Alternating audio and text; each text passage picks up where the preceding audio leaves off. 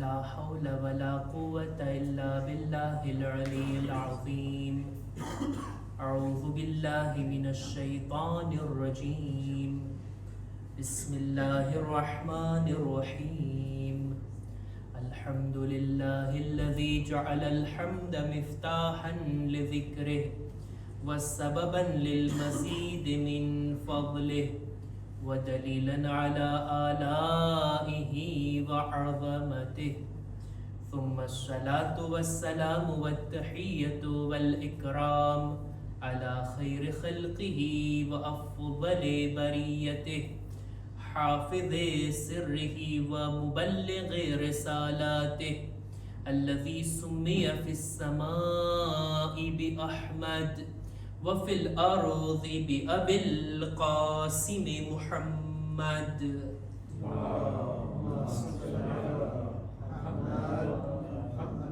وعلى أهل بيته الطيبين الطاهرين المعصومين المظلومين ولعنة الله على أعدائهم أجمعين.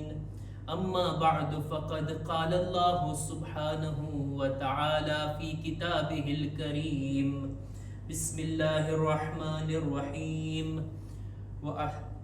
أحسب الناس أن يتركوا أن يقولوا آمنا وهم لا يفتنون. صلوات پر محمد و آل محمد.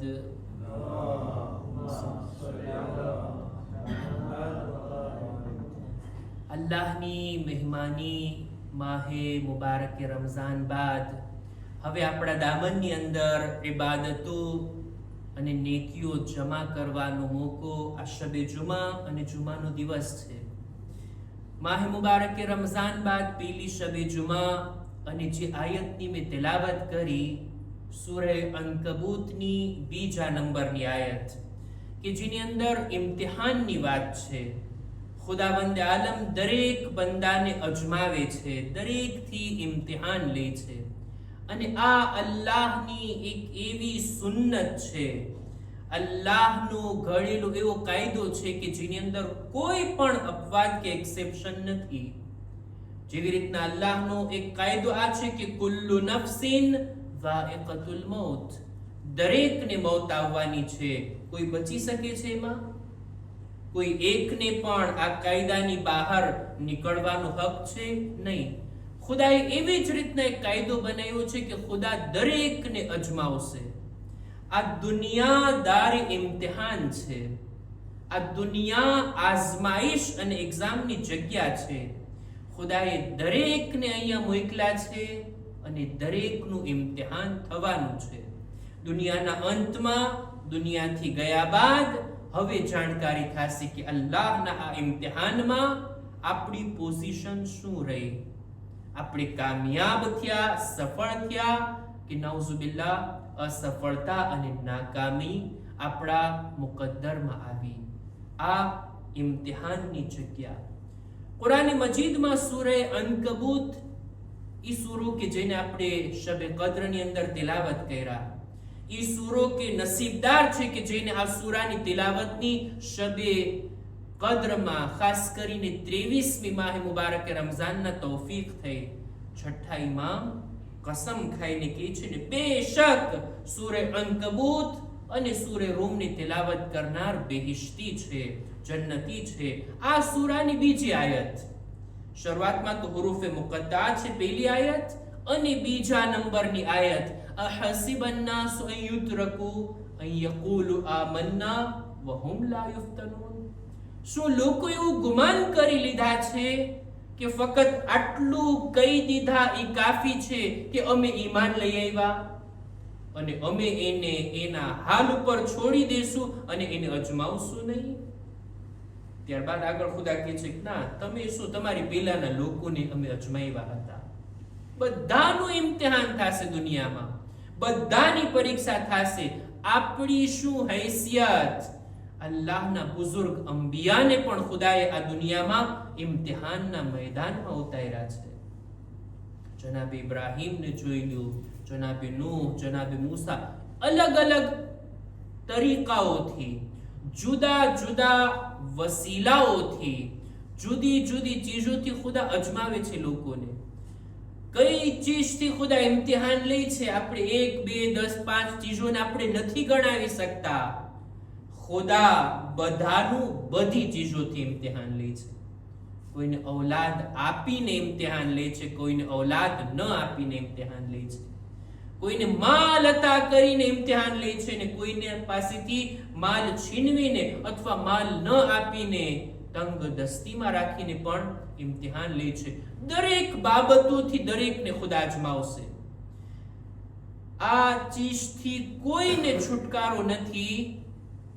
એટલે જ નહજુલ બલાગાની અંદર છે અમીરુલ મુમિનીન હઝરત અલી ઇબ્ન અબી તાલિબ અલૈહિસ સલામ એક માણસને દુઆ કરતા સાંભળે છે કે ખુદાયા અલ્લાહુમ્મા ઇન્ની અઉઝુ બિકા, ખુદાયા હું તારી પાસેથી પનાહ માંગુ છું અને તારી પાસેથી હું ચાહું છું કે તું મારું ઇમ્તિહાન ન લે. ખુદાયા મને તું નહીં અજમાવતો, મારી પરીક્ષા તું ના લે. આ રીતના કોઈ દુઆ કરતું હતું. મૌલા અલી તરત જ એને ત્યાં અટકાવે છે કે ભાઈ આ વળી કેવી દુઆ? તારી આ દુઆ હરગિઝ કબૂલ નહીં થાય. કોઈ માણસ એમ દુઆ કરે છે ખુદાયા મને મોત ના આવે, મને મલકુલ મોત સાથે મુલાકાત ના થાય, આવી દુઆ થોડી કબૂલ થાય. એવી જ રીતના ખુદાયા તું મને નહીં અજમાવતો, ના, એવી દુઆ કબૂલ ના થાય. તારી દુઆ કરવી હોય તો આ રીતના દુઆ કર. અલ્લાહુમ્મા ઇન્ની અઉઝુ બિકા મિન મુદલ્લાતિલ ફિતન, ખુદાયા ગુમરાહ થઈ જાઓ એવા ઇમ્તિહાનથી તું મને બચાવજે. ઇમ્તિહાન તો થવાનું છે, ખુદા તરફથી પરીક્ષા તો બધાની લેવાની છે, પણ આટલી માંગણી તો આપણે કરી શકીએ ને, ખુદાએ અમારું ઇમ્તિહાન આસાન લેજે, સખ્ત નહીં લેતો. ખુદાએ મારી નબળાઈ અને મજબૂરી શું છે તું બહેતર જાણે છે. ખુદાએ માલ થકી ઇમ્તિહાન નહીં લેતો, એમાં આપણે આવી શકશું. ખુદા બીમારી થકી તું ઇમ્તિહાન નહીં લેતો, આવી કંઈક માંગણી તો આપણે કરી શકીએ ને, પણ સાવ ઇમ્તિહાન નહીં લેતો, ના, એમ તો ના ચાલે, એમ ના ચાલે. ખુદાની પાસેથી માંગવામાં આવે, દરખાસ્ત કરવામાં આવે. અને એ વાત પણ બયાન કરતો જાવ, ક્યારેક માંગવામાં ઇન્સાન શું શું માંગી બેઠે છે, કેવા કેવા શબ્દોથી દુઆ કરી બેસે છે, અને ક્યારેક જબાનથી નીકળેલા શબ્દો જો ઈ મોકો હોય ને દુઆ કબૂલ થવાનો તો કબૂલ થઈ જાય. એક માણસ રસૂલે ખુદાના જમાનામાં શદીદ બીમાર થઈ ગયો, એટલો બીમાર. રસૂલે ખુદાની અયાદત માટે ગયા, જોયું કે એટલી હાલત ખરાબ છે, જે કંઈ પણ ખાય છે ટકતું નથી પેટની અંદર. આવી હાલતને જોઈને રસૂલ એનાથી પૂછે છે કે શું દુઆ કરી હતી, કઈ માંગ્યો તો ખુદા પાસેથી? એ માણસ કહે છે, યા રસૂલલ્લાહ, એકવાર હું મસ્જિદે આવ્યો ને મેં જોયું કે તમે અઝાબનો જિક્ર કરી રહ્યા હતા, અઝાબથી લોકોને ડરાવી રહ્યા હતા કે આખિરતમાં આવો અઝાબ હશે અને આ રીતના લોકોને અઝાબ કરવામાં આવશે. જ્યારે અઝાબની વાત સાંભળીને એટલે મેં તરત જ દુઆ કરી, ખુદાયા મારામાં આખિરતનો અઝાબ સહન કરવાની તાકાત નથી, એક કામ કર ને આખિરતની બદલે મને દુનિયામાં જ અઝાબ કરી નાખ. અને પરિણામ આ આવ્યું, આવો બીમાર પડી ગયો. રસૂલે ખુદાએ ફરમાવ્યું, હા જોયું ને, તને માંગતા નથી આવડતું, ખુદાની બારગાહમાં દરખાસ્ત કરતા નથી આવડતી, ખુદાની પાસેથી શા માટે દુનિયાનો અઝાબ માંગ્યો, દુનિયાનો અઝાબ તે તલબ કર્યો અને આવી બીમારી તને લાગી ગઈ. ખુદા પાસેથી જો માંગવું હોય તો અલગ તરીકાથી માંગ, સારા શબ્દોમાં માંગ, સમજી વિચારીને તલબ કર. એવી રીતના માંગ કે જેની અંદર તારો ફાયદો હોય, તારી ભલાઈ હોય. ખુદાના ખજાનામાં ક્યાં કોઈ કમી છે? યા રસૂલલ્લાહ, હવે હું શું કરું? રસૂલે ખુદા કહે છે, વારંવાર આ દુઆ પડતો રહે, આ રીતના દુઆ કરતો રહે. રબ્બના આતિના ફિદ દુનિયા હસના વ ફિલ આખિરતિ હસના. ખુદાએ આખિરતમાં તો મને અઝાબ સહન કરવાની તાકાત નથી, દુનિયામાં જ મને માફ કરી દે ને, અહીંયા જ મને બક્ષી આપ ને. આવી દુઆ કરવી જોઈએ અને આ રીતના ખુદા પાસેથી તલબ કરવું જોઈએ. દુનિયામાં પણ નેકી અને ભલાઈ, આખિરતમાં પણ નેકી અને ભલાઈ. બહરહાલ ખુદાની પાસેથી દુઆ કરવામાં આવે આ રીતના. ખુદાએ અમારું ઇમ્તિહાન આસાન હોય, અમારી પરીક્ષા સરળ રીતના તું લે, જેથી અમે કામયાબીથી વધારે નજદીક થઈ શકીએ. એક હદીસને મારે પડવી છે. આપણા આકા અને મૌલા અમીરુલ મુમિનીન હઝરત અલી ઇબ્ન અબી તાલિબ અલૈહિસ સલામ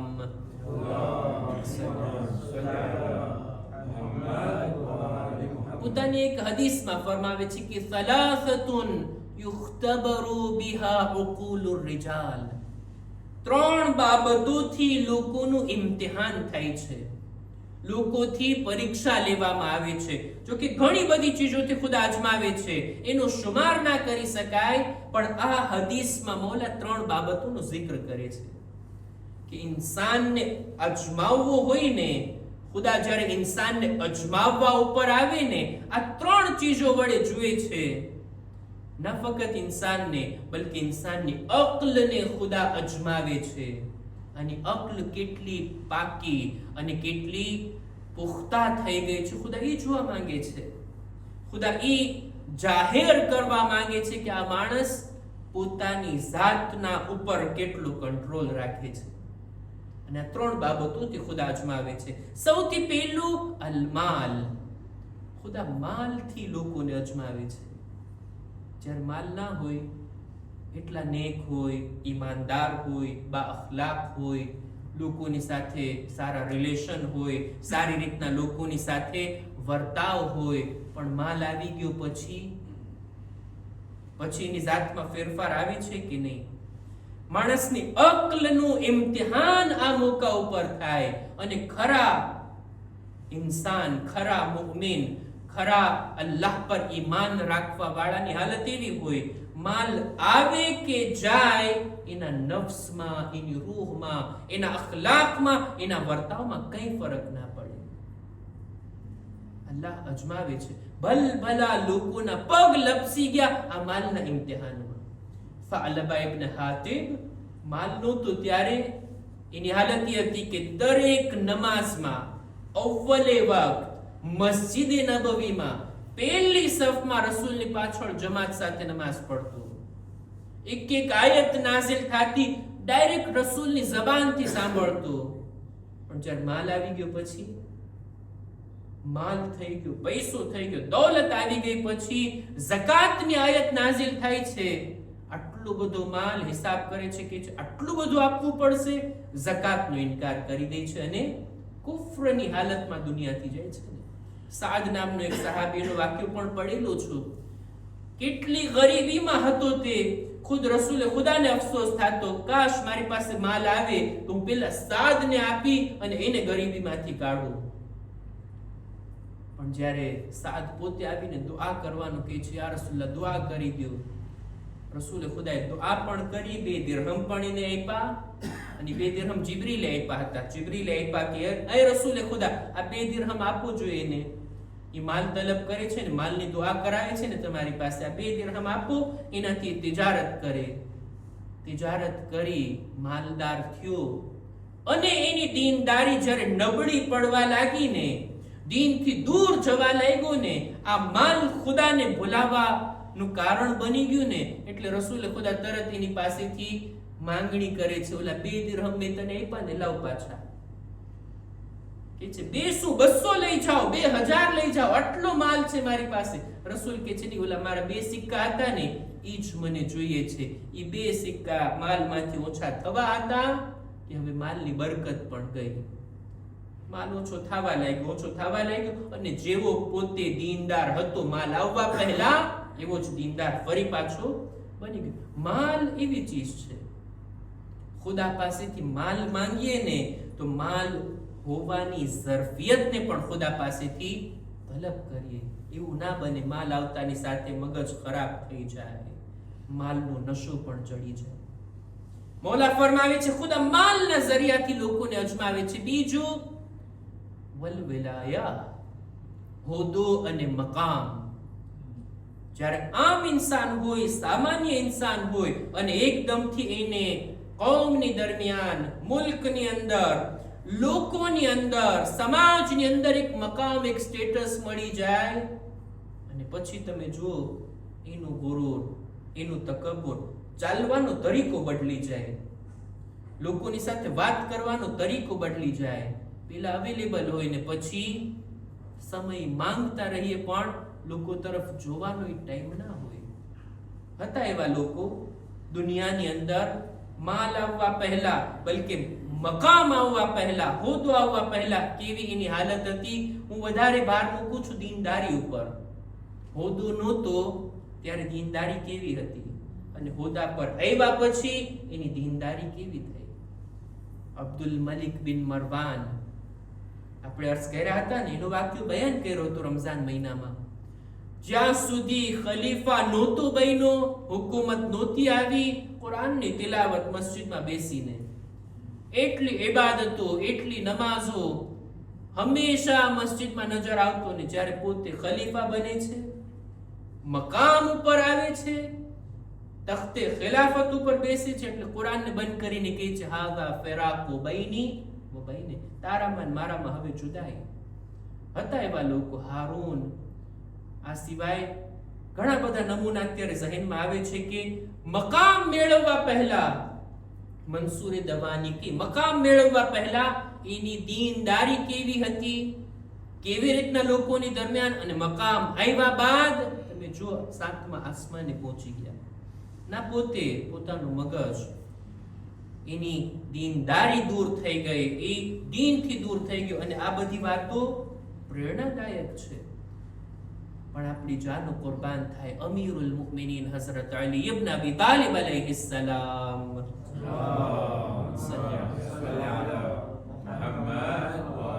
ખિલાફત, ઝાહિરી ખિલાફત હાથમાં આવવા પહેલા અને એના પછી મૌલાની જિંદગીમાં કઈ તફાવત નથી, બલકે ઇમામના ખોરાકમાં, માલમાં, જિંદગીમાં હવે સાદગી આવી ગઈ. પહેલા ઝાહિરી ખિલાફત સંભાળવા પહેલા મૌલા અલી દિવસમાં 2 વખત જમતા તો હતા, જ્યારે ખિલાફત મળી ત્યારે ખોરાક પણ સાદો થઈ ગયો અને ઓછું જમતા અને સાદા સુફરા ઉપર બેસતા. એવું ના બને અલીની હુકુમતમાં કોઈ એવો માણસ હોય કે જેને આ રીતનો સુફરો પણ નસીબ ના થતો હોય. હુકુમતમાં સૌથી વધારે ગરીબની જિંદગી જેવી હોય એવી જ જિંદગી મૌલા અલી જીવતા હતા. હુકુમત આવે કે જાય, મૌલાની જિંદગીમાં કઈ ફરક નહોતું પડતું. હું એ અર્થ એ કરી રહ્યો હતો કે ખુદા 3 બાબતોથી લોકોને અજમાવે છે મૌલા અલીની હદીસ. એક માલ, એક મકામ અને ત્રીજું વલ મુસીબા. મુસીબત જ્યારે આવે ઇન્સાન ઉપર, સખ્તી, પરેશાની, એક વ્યાધિ ઇન્સાન ઉપર આવી પડે ત્યારે ઇન્સાનનું રિએક્શન કેવું છે, આ પણ ઇમ્તિહાનનો મોકો છે.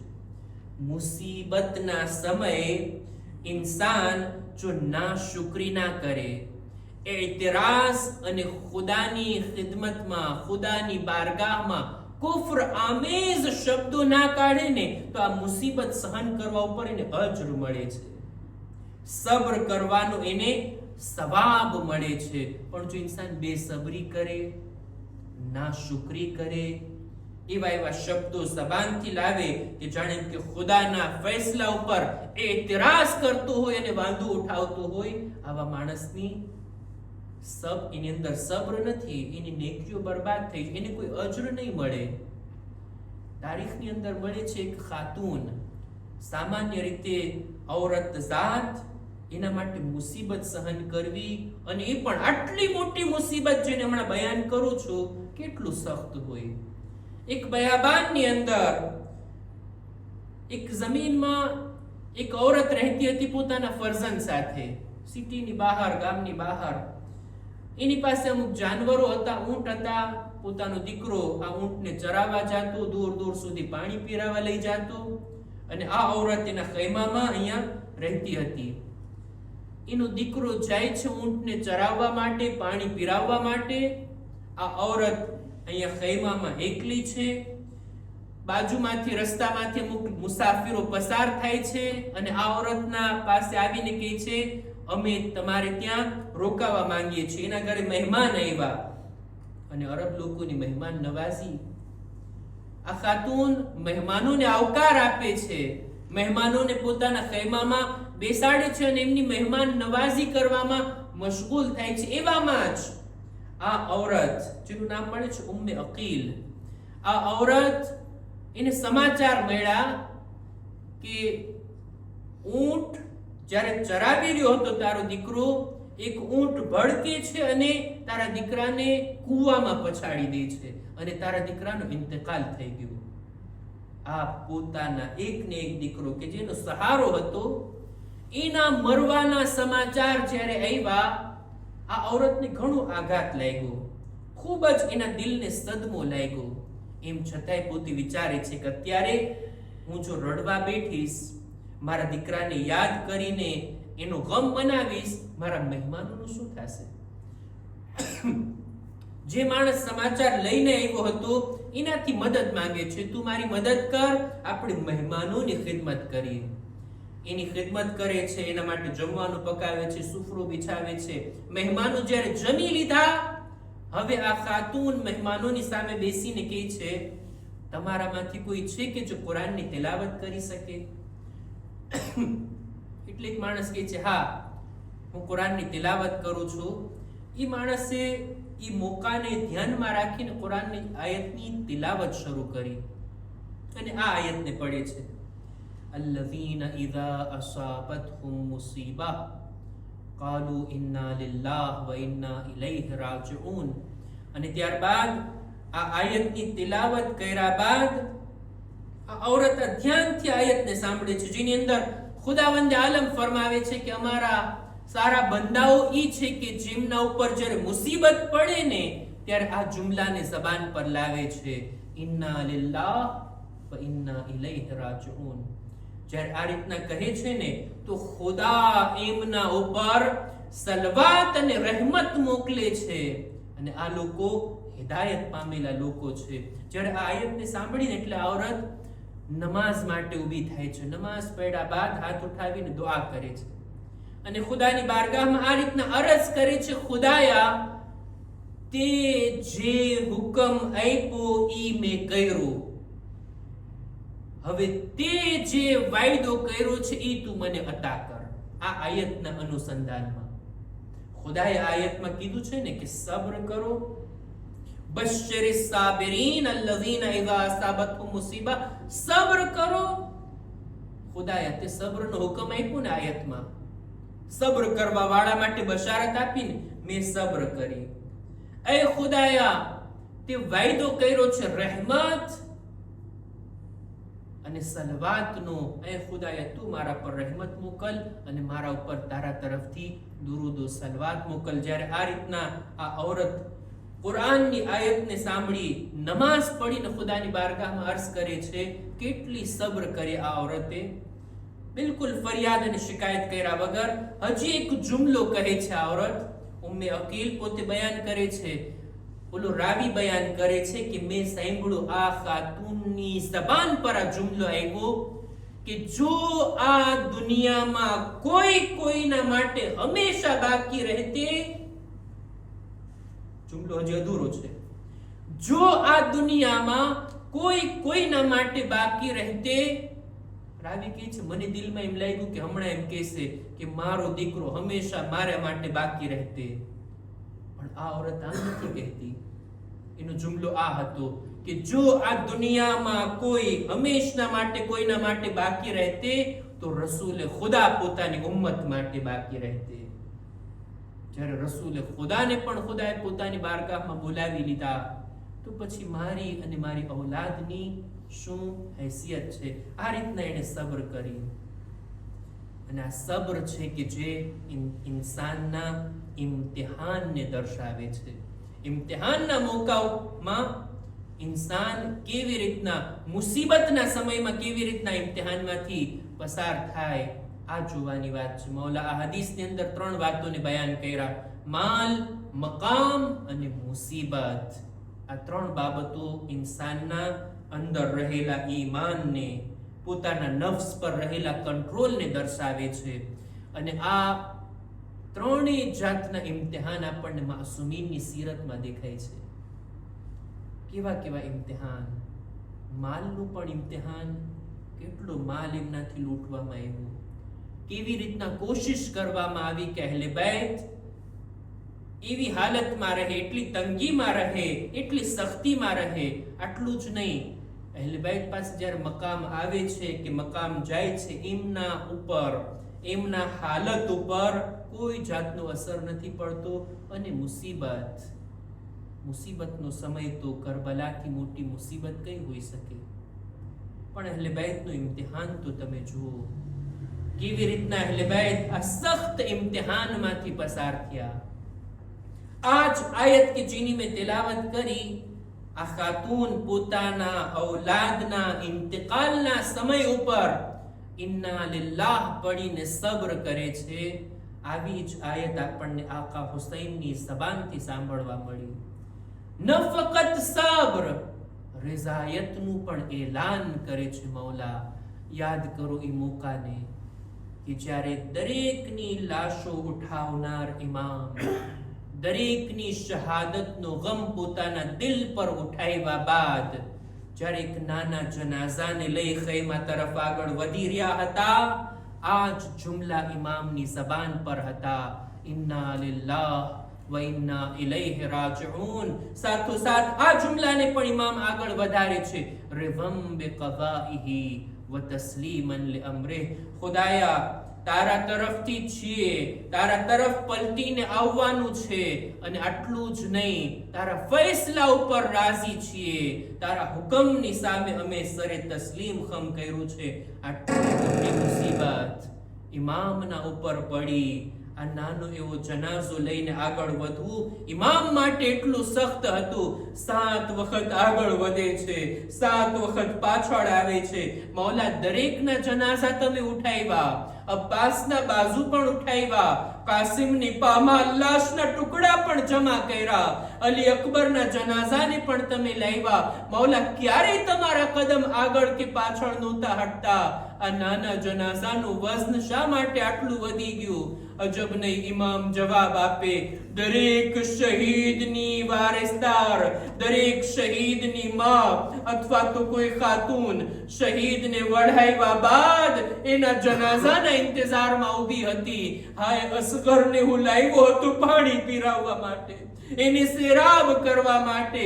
હાય, અત્યારે અસગરના જનાઝાને લઈ હું કેવી રીતના રૂબાબની સામે જાઉં? રૂબાબ અસગરની રાહ જુએ છે, અસગરના જનાઝાની. અલા લઅનતુલ્લાહ અલલ કૌમિઝ ઝાલિમીન વસયઅલમુલ લઝીના ઝલમૂ અય્ય મુન્કલબિન યન્કલિબૂન. ઇન્ના લિલ્લાહ વ ઇન્ના ઇલૈહિ રાજિઉન. પરવરદિગારા, અમારી આ મુખ્તસર ઇબાદતને કબૂલ ફરમા. ખુદાયા, અમારા મા બાપના ગુનાહોને માફ કર. ખુદાયા, દરેક મુમિનીન મુમિનાતની નેક હાજાતને પૂરી ફરમા. જો બીમાર છે, શિફાએ કામિલા અતા કર. અમારા બદનમાં પણ સલામતી આપી દરેક બીમારીઓથી અમોને મહેફૂઝ રાખ. ખુદાયા, દુનિયામાં અમનો અમાન કાયમ કર. ઝાલિમોને ઝલીલ વ રુસ્વા નીસ્તો નાબૂદ કર. મઝલુમીનની હિમાયત અને નુસરત ફરમા. પરવરદિગારા, ઝમાનાના ઇમામના ઝુહૂરમાં તાજીલ ફરમા. અમારો શુમાર એમના સાથીઓમાં કર.